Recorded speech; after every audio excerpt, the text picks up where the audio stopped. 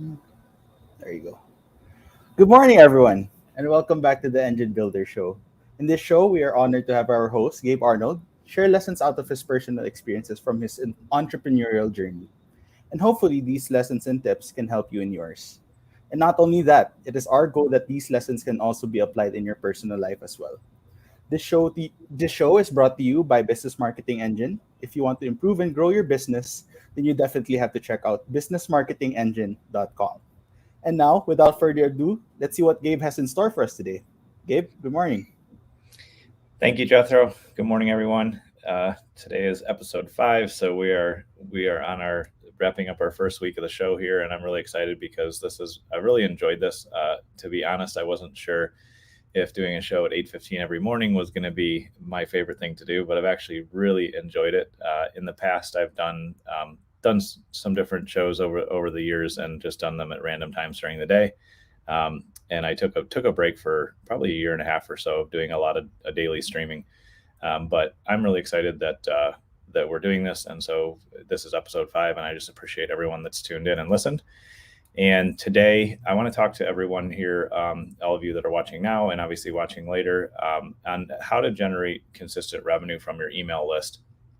And having been an entrepreneur for 20 plus years and having really been in the digital space for about 14 years, and if I'm real honest, probably super paying attention for the last decade or so, one of the things that has continually come up in many conversations with my peers in this space, with clients that we partner with prospects that we get to talk to about their goals, is how do I make my email marketing more effective? Is something that I'll hear, or my email marketing doesn't work, or I have this big email list, but I don't even do anything with it.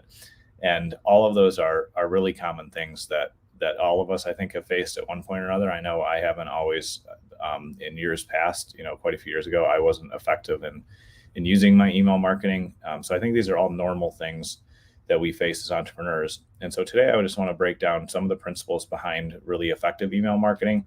And everything I'm going to share with you today is what has been really significant and impactful in our business. And just this year, I was doing some quick math this week because I was talking to somebody else about their email marketing, and I realized that this year that we've generated over $250,000 worth of business from our email list here at Business Marketing Engine. And it's not a giant list, by the way. It's I'm pretty careful to curate my list and keep it just full of active people that engage. And our list, I want to say, overall is right around 3,000 right now. It's not huge by any means. And I bring up the numbers for a reason, because I think there's misinformation out there that says you have to have a giant email list to generate revenue from it, or there's just a lot of misinformation, and that's something that's not true. I have had many of my friends over the years, as we've talked about email marketing, I've had people that have a list of 1,000 people or 500 people or even a few hundred people on their email list, and it's produced revenue for them. It's produced opportunities. It's been a really profitable and wise investment time-wise. And so if you have an email list that you're not using, then this will be applicable to you, what we're going to talk about here. And also, if you don't have an email list and you just haven't bothered with it before, then this will be applicable as well. Yesterday, I was having a conversation with one of my friends, and they were saying, "Hey, I'm having trouble with my Facebook account. It's got shut off. There's something weird going on. Facebook says they don't know what's going on, and they're trying to fix it with me, but it's been off for 2 weeks." And I wish that was an unusual story. I wish that was the first time I heard that from a friend of mine, but that's actually not the case. It's really common that regardless of what ad platform you're using, Facebook, Google Ads, any of the ad platforms, you're going to run into problems, and you're going to have these situations where either AI may shut down your account, even though you've done everything perfectly, or you may make an innocent mistake. I've made mistakes like that in years past, and then you have to go correct that. But if you're depending on a single channel, and especially if you're depending on like a single paid channel for your marketing efforts, then you have a big liability on your hands. You're, in some senses, building a house of cards. But if instead of doing that, you start to rely on saying, okay, how else can I build multiple channels and multiple avenues to reach my prospects and my clients, then you're investing in things that will give you safety and stability in the long term, from a business and revenue perspective. And email is not dead. It is still generating, billions and billions, probably trillions of dollars around the world, in revenue for people. And if you just use it effectively, then you can have, the same results that I have, and that plenty of people I know also get from their email marketing. And so the first thing that I want to just want you to think about as you're thinking about your email marketing is, instead of thinking, oh, I have this list of contacts and I have to do these things, instead of getting into the tactical too fast, I want you to realize that, in my experience, in my opinion, I would just strongly encourage you to treat your email list like one of your dearest loved ones. So I always use this example when I'm talking to any of the clients that we're partnering with, and I say, okay, would you do you think it would be wise for you to only talk to your spouse one time a month? Do you think your relationship would continue? Or think about your best friend or somebody that you're just really close with. Do you think it would be wise from a relational standpoint to only talk to them once a month, or let's say once a quarter? Will that relationship grow, and will intimacy continue to grow, and will you really get a ton of value out of the relationship, and will the other person? And so obviously the answer is no. Especially imagine if your partner or your spouse, you're living with them. Try not talking to them except for once a month. You'll be divorced pretty quick. You'll move out. You'll split up, right? And so that's not an effective way to communicate. However, because there's a little bit of a technology bridge between me and the people on my list, or you and the people on your email list, sometimes we start to treat them just like a name on a spreadsheet, just some data. They're not data. They're a person. And so the most important thing in your email marketing is to treat your list like your dearest loved ones. Communicate with them consistently in the same way that you would if you were dating your partner or your spouse, if you were trying to deepen a relationship with one of your best friends, if you're trying to really connect. That's the frequency and the tone and attitude that you should take with the people on your list. That's why, I think it was yesterday we talked about, or one of these days we talked about humanizing the click. Like, realize that that's a person there. It's not just data in your database. So that's the first thing, is start to think about, okay, how would I want to communicate with somebody if I was trying to really date them, love them, nurture them, build that relationship, whatever kind of real world person example you want to think about. That's the first and most important thing. And so with that, then you need to be consistent. That's the second thing. So be consistent in your communication. I often tell people, if you're going to email your list once a month, in some senses, don't bother. There are some exceptions to that, but generally speaking, just don't even bother. You're wasting your time and your money.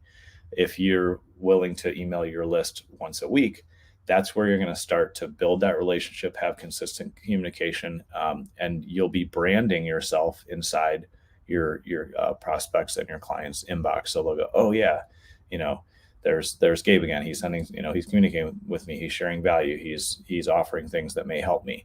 And same for you. So you want your name to be top of mind always. You want your company brand to be top of mind, and you want to be building that personal connection and that relationship.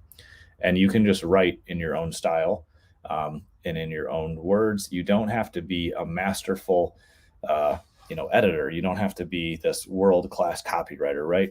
Copywriting, in a lot of senses, is just speaking clearly about how you feel. And I have a friend who makes way more than I do in email marketing, and he fairly consistently, I would say every 4 or 5 messages, he has typos in his email, or he'll misspell something.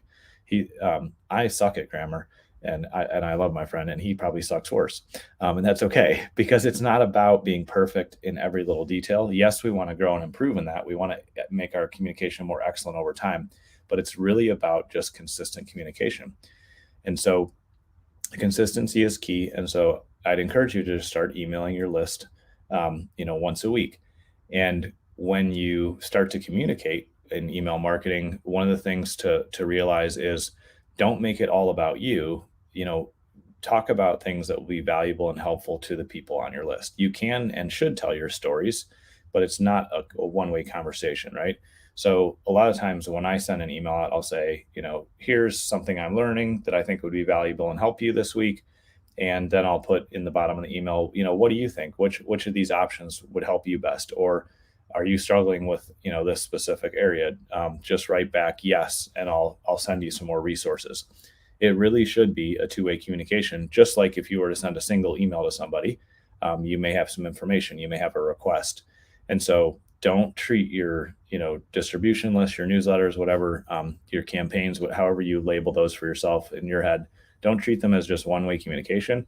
Really ask your audience to engage with you. Ask the people on your list what they think, and think about how you can serve and support them in what you're writing.